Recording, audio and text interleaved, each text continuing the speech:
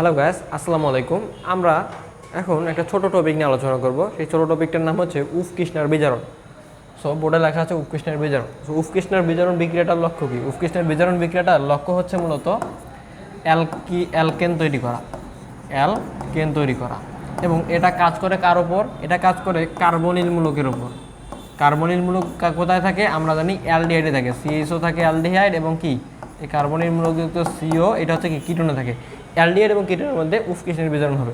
So এটা হচ্ছে উৎকৃষ্ণের বিজারণ, মূলত এটা বিজ্ঞানীর নাম অনুসারে নাম। এই উৎকৃষ্ণের বিজারণের সাহায্যে অ্যালকিন তৈরি করা যায় বিধায় এটার নাম দেওয়া হয়েছে উৎকৃষ্ণের বিজারণ। এখন এটা কাজ করবে কিসের ওপর? একটা অ্যালডিহাইড বা কিটোনের উপর। আমরা যদি একটা কিটোন নেই, 3 কার্বন বিশিষ্ট কিটোন নেই বা এসিটোন নেই, যে সেটা কী থাকে? CH3 CO CH3। সো এই কিটোনের সাথে আমরা অ্যাট ফার্স্ট কী অ্যাড করাবো? হাইড্রোজেন। আমরা জানি হাইড্রোজেন মানে কি NH2, এটা হচ্ছে কি হাইড্রোজেন। সো এই হাইড্রোজেন যেটা যদি নেই, তাহলে আমরা একটা ডিএনপি টেস্টে একটা রিয়াকশন দেখছিলাম মনে হয়, যে ডিএনপি টেস্টে হাইড্রোজেন নেওয়ার কারণে কী হয়েছিল, যে এই নাইট্রোজেনটা এর সঙ্গে কানেক্টেড হয়ে গেছিলো, তো কী হবে রিয়াকশনটা যদি নেই, তাহলে রিয়াকশনে এই হাইড্রোজেন অ্যাড করার কারণে কী হবে? CH3C double bond NH2 CH3।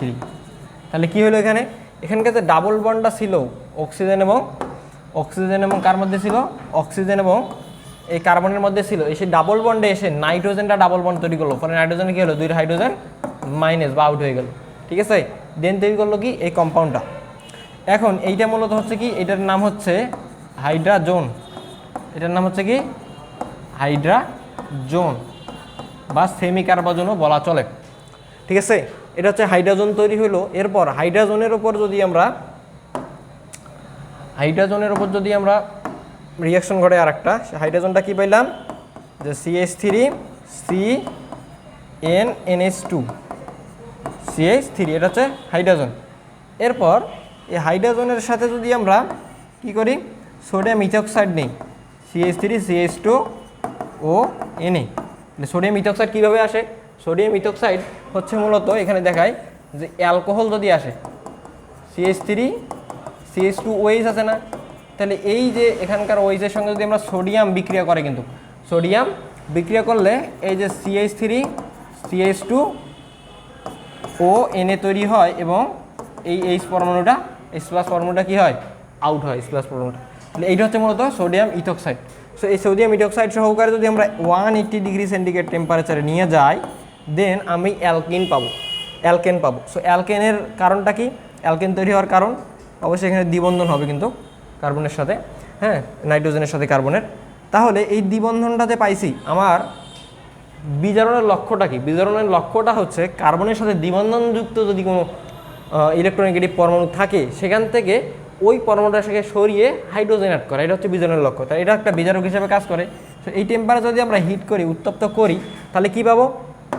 এই টেম্পারেচার যদি হিট করি আমরা, তাহলে এই যে এখানকার CN বন্ধনটা আছে না, C+N বন্ধনটা, এই ডাবল এন বন্ধনটা CH2 বন্ধন দ্বারা প্রতিস্থাপিত হবে। তাহলে এইটা ইউজ করার কারণে যদি নেই, তাহলে কী তৈরি হচ্ছে? CH3CH2CH3। ঠিক আছে, আর এইটা পরবর্তীতে এখান থেকে আউট হয়ে তৈরি করে আবার হাইড্রোজেনটা আবার আরেকটা অ্যালডিহাইড বা কিটোন পরমাণুকে অ্যাটাক করে এই অ্যালকেন তৈরি করবে। তাহলে এইখানে যদি আমি অ্যালডিহাইড নিতাম, এই যে H মূলকের বদলে যদি আমি CH3 মূলকের বদলে H নিতাম, তখন আমার কি হইতো? এই CH2 জায়গায় ওই Hটা যুক্ত হয়ে তখন আবার 1 কার্বন কম বিশিষ্ট হইতো অ্যালকেনটা। মোট কথা কি তৈরি হবে? অ্যালকেন তৈরি হবে। এটা একটা বিজারণ বিক্রিয়া। তাহলে উৎকৃষ্ণের বিজারণের মাধ্যমে আমরা কি অ্যালডিহাইড কিটোনের কে বিজারণ করার পর, হাইড্রোজেন দ্বারা বিক্রিয়া করার পর সেমি কার্বজন পাই, এবং সেটাকে আবার বিজারণ করার পর CN যে ডাবল বন্ডটা আছে সেটাকে প্রতিস্থাপন করি CH2 বন্ধন দ্বারা। এটা লক্ষ্য কি? যে CH2 বন্ধন দ্বারা সেটা কি করবে? প্রতিস্থাপন করার মাধ্যমে কি তৈরি করবে? অ্যালকেন তৈরি করবে। ঠিক আছে, তাহলে এখানে রিঅ্যাকট্যান্টটা কি? রিঅ্যাকট্যান্টটা হচ্ছে মূলত অ্যালডিহাইড বা কিটোন, এবং প্রডিউস করবে মূলত কি? অ্যালকেন। এটাই ছিল উৎকৃষ্ণের বিজারণ বিক্রিয়া।